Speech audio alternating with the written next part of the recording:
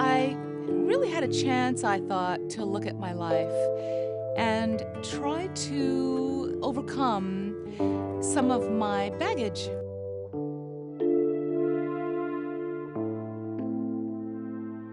Shirley MacLaine's daughter is finally speaking out, and she's not holding back.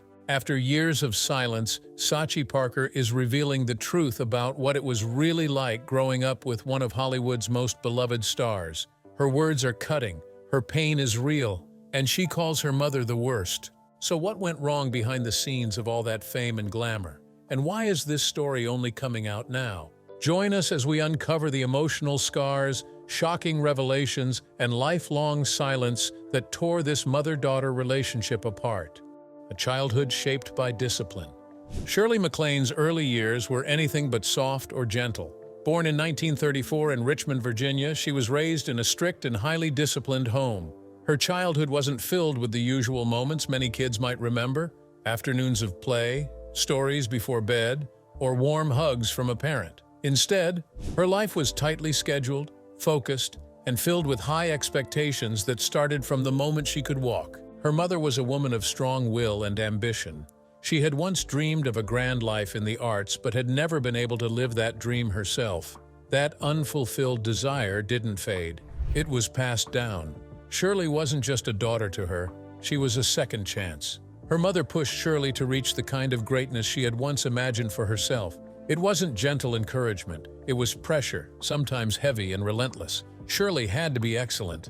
There was no room for being average. Her father, on the other hand, was a respected school principal. He had strict values and believed in hard work above everything. He taught Shirley that success was never given. It had to be earned. There were no shortcuts, no excuses. The idea that effort equals worth was drilled into her from the beginning. While he wasn't cruel, he wasn't openly affectionate either. In his world, discipline was the path to achievement, and achievement was the goal. Together, her parents created an environment where there was no space for softness. Shirley grew up surrounded by rules and expectations. There was a clear message in that household: do better, be better, always improve. And if you weren't striving for more, you were falling behind. As a child, Shirley didn't spend her time like most other kids. There were no playdates at the park or lazy weekends. Instead, there were endless ballet rehearsals. Every movement had to be perfect. Every step had to be right. Her days were filled with practice and performance. Making mistakes wasn't just seen as a small issue. It was treated as failure. Shirley learned very young that success was her only option. And in this environment, love wasn't something that came naturally or freely. It wasn't spoken often or shown through affection. For Shirley, love seemed to come only when she achieved something. It came in moments of praise after a performance or a good report card, not during hard days or moments of doubt. This taught her something that would shape her entire life. Love had to be earned. You had to prove yourself to be worthy of it. This idea didn't just stay in her childhood, it followed her into adulthood. From a young age, Shirley developed a deep hunger to be more, to prove her worth, and to be seen.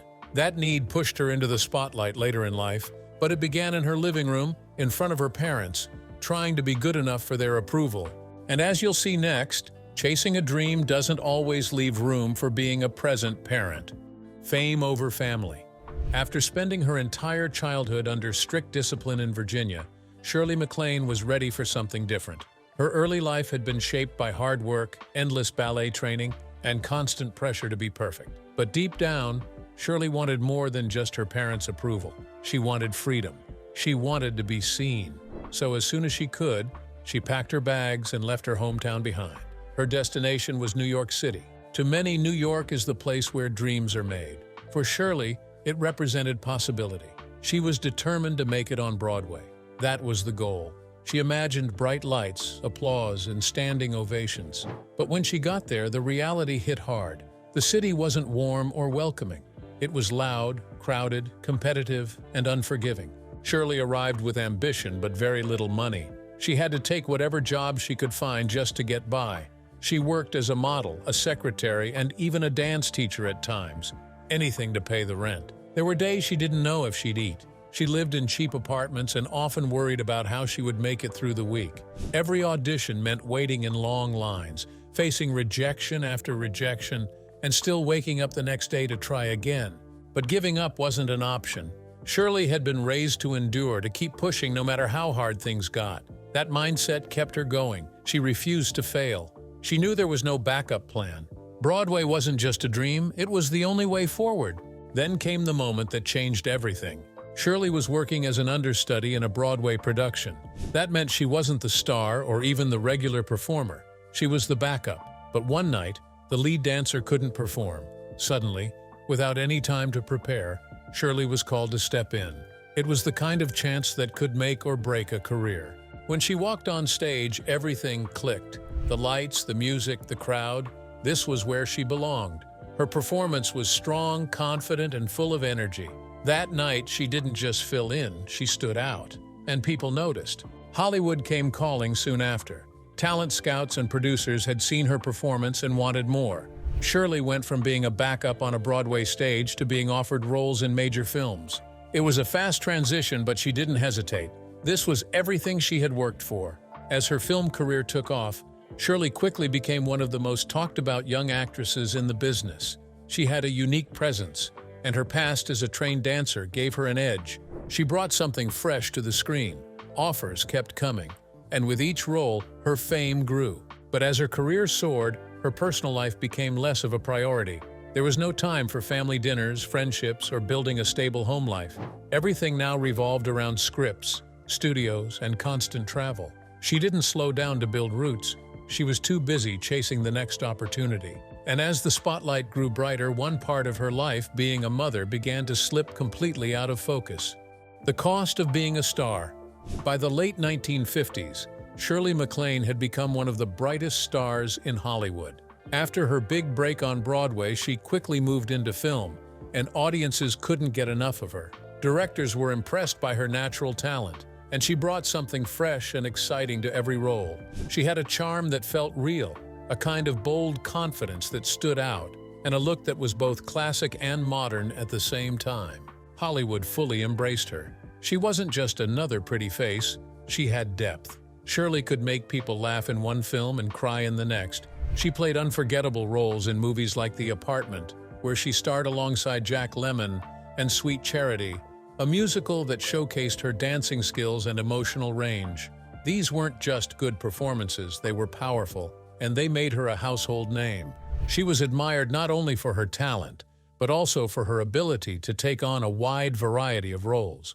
Whether it was comedy, drama, romance, or musicals, Shirley could do it all.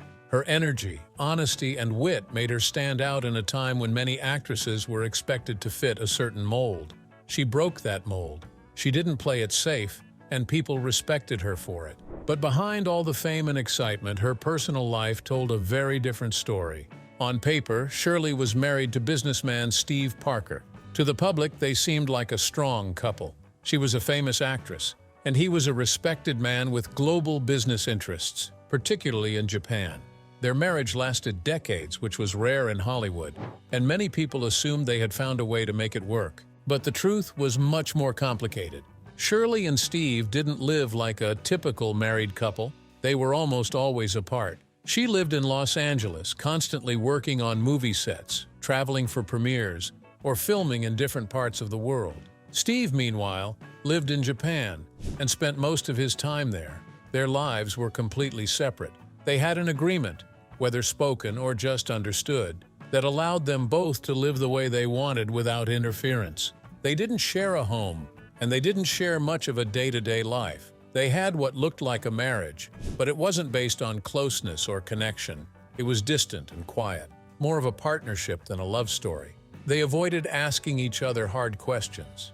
They didn't challenge each other or get in each other's way. For some, this might have seemed like freedom, but for Shirley, it also meant emotional distance.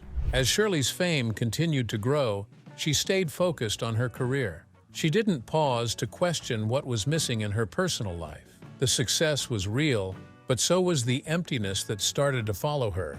And while she was building an unforgettable career in front of the cameras, someone very important was slowly disappearing behind the scenes. Universe over daughter. As Shirley MacLaine's fame grew, so did her interest in something far beyond the film industry. While many celebrities focused on fame, wealth, or power, Shirley turned her attention toward the spiritual world. She became deeply involved in the study of reincarnation, cosmic energy, and metaphysics. This wasn't just a passing interest, it became a major part of her life, shaping how she saw the world and herself. Shirley began to believe that she had lived many past lives. She spoke openly about being a Mongolian warrior in one lifetime and a priestess in another. She believed her soul had traveled through centuries, moving from one form to another, always learning and evolving.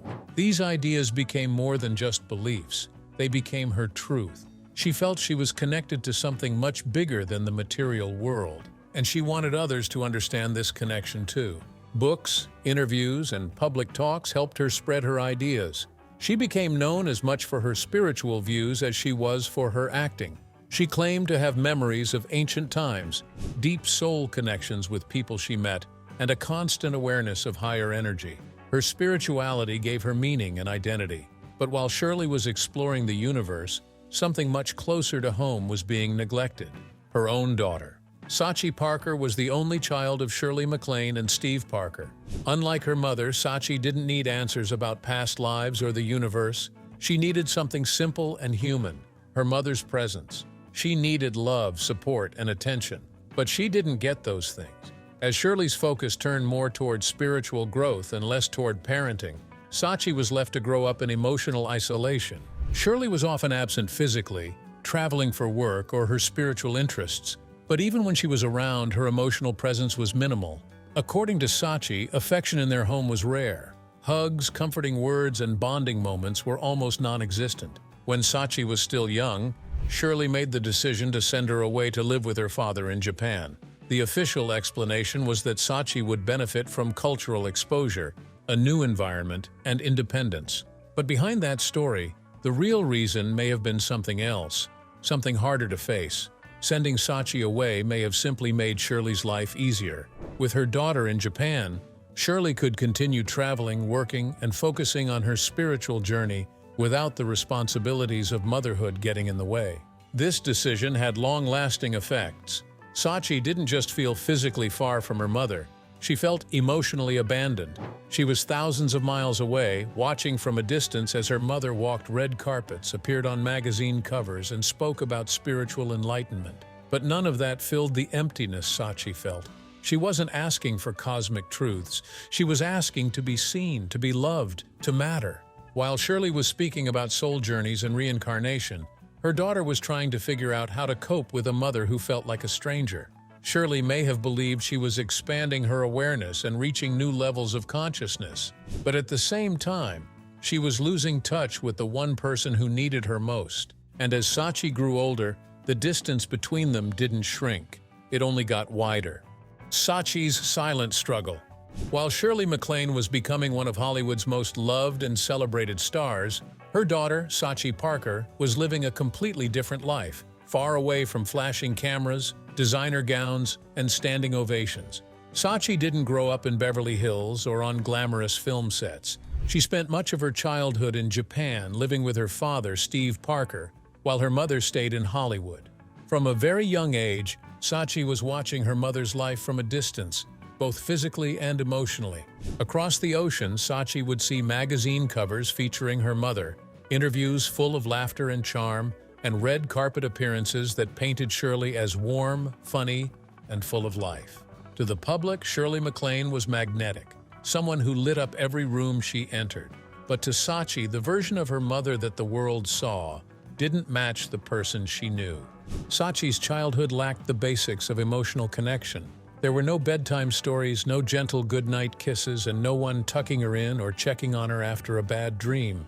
There were no regular phone calls or visits to make her feel loved or supported. When Shirley did call or write, it was often brief and impersonal. There was no real effort to bond or ask about Sachi's feelings. Instead, she felt more like an afterthought, someone her mother remembered only when it was convenient. The love Sachi needed wasn't big or complicated. She didn't want anything more than what most children expect from a parent: attention, care, and a sense of belonging. But instead of warmth, she grew up with silence. Instead of being embraced, she was left alone. The world may have adored Shirley MacLaine, but her daughter grew up feeling invisible. One of the most painful parts of Sachi's story was the emotional abandonment she experienced. It wasn't just about being physically apart. It was about not being seen or valued for who she was. She didn't feel special to her mother. She didn't feel like she came first. There was no bond built between them, no shared experiences that brought them closer over time. To the public, Shirley was full of personality, funny, outspoken, and deeply philosophical. But in private, with her daughter, she was distant and cold. Sachi rarely saw the kind of motherly behavior others assumed Shirley had. There were no heart-to-heart conversations or moments of affection. Her mother, who could entertain millions with her charm, couldn't offer the same warmth to her own child. This disconnect created deep emotional wounds. Sachi began to feel that love, in her mother's world, was something you had to earn. It wasn't freely given. It was transactional, given when you performed well, stayed quiet, or fit the image expected of you. Shirley had spent her life believing that success brought value. That belief had been passed down to her daughter in a painful way. For Sachi, this meant constantly feeling like she wasn't enough. If she didn't meet certain standards, if she wasn't impressive or successful in her own right, then she didn't feel worthy of love. It wasn't about being loved for who she was, it was about proving she deserved to be loved at all. That pressure shaped much of her early life, leaving her with lasting questions about her worth and her place in the world. And as she grew older, the silence between them didn't fade. It only became louder. The open marriage. On the surface, Shirley MacLaine and Steve Parker seemed to have one of the rare, long-lasting marriages in Hollywood. They were married for nearly 3 decades, and for many years, the public saw them as a strong and stable couple. But behind closed doors, their relationship looked very different. It wasn't built on deep emotional connection or shared commitment. Instead, it was an arrangement that quietly allowed them to live completely separate lives. Shirley stayed in Hollywood, focused on her acting career and spiritual exploration.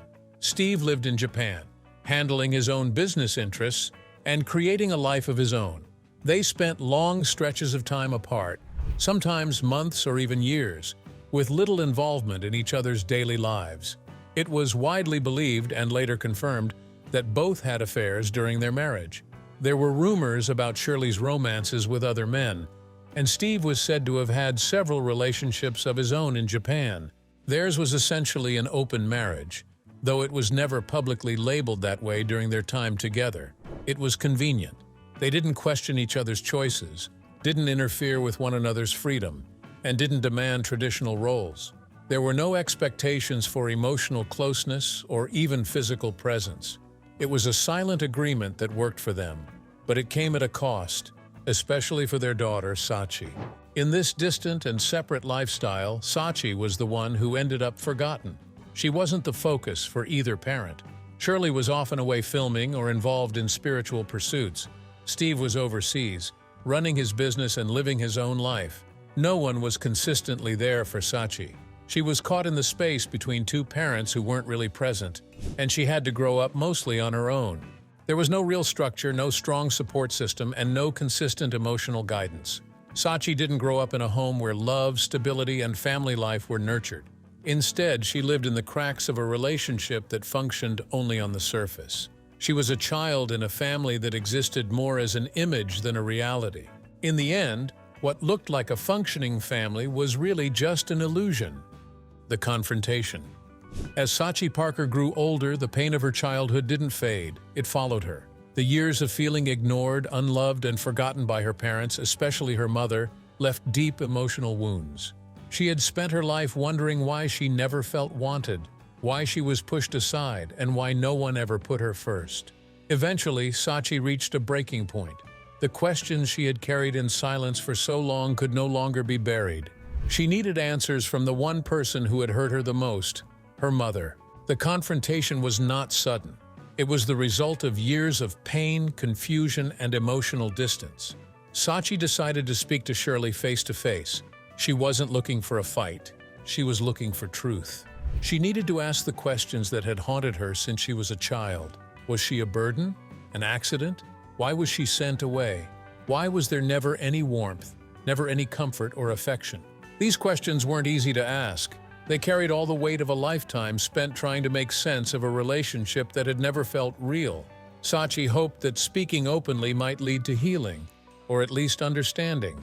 What she got, however, was far from that. Shirley's response was cold. Not angry, not emotional, just distant and dismissive. Instead of listening with compassion, she brushed off the questions. She avoided responsibility, redirected the conversation, and made no effort to understand where Sachi was coming from. There was no apology, no acknowledgement of the emotional damage that had been done, no moment of reflection. It was as if Sachi's pain didn't matter. Was this response rooted in guilt, in denial, or was it simply indifference? Sachi couldn't tell for sure, but what hurt most was that Shirley showed no sign that she truly cared. There was no emotional connection, no attempt to bridge the gap between them. Sachi had finally found the courage to open her heart, but her mother didn't meet her halfway. Instead, she closed the door even more tightly. In that moment, everything became clear for Sachi. The feeling she had carried for so long that her mother had never really seen her was now confirmed. Shirley hadn't seen her, not as a daughter, not as a person with feelings and needs. She had only seen herself, her goals, her freedom, and her spiritual path. Everything else, even motherhood, had come second. She had a story to tell, and soon the world would hear it. Sachi Parker drops the bombshell. In 2013, Sachi Parker made a decision that would change everything. She wrote a memoir titled Lucky Me, My Life With and Without My Mother, Shirley MacLaine.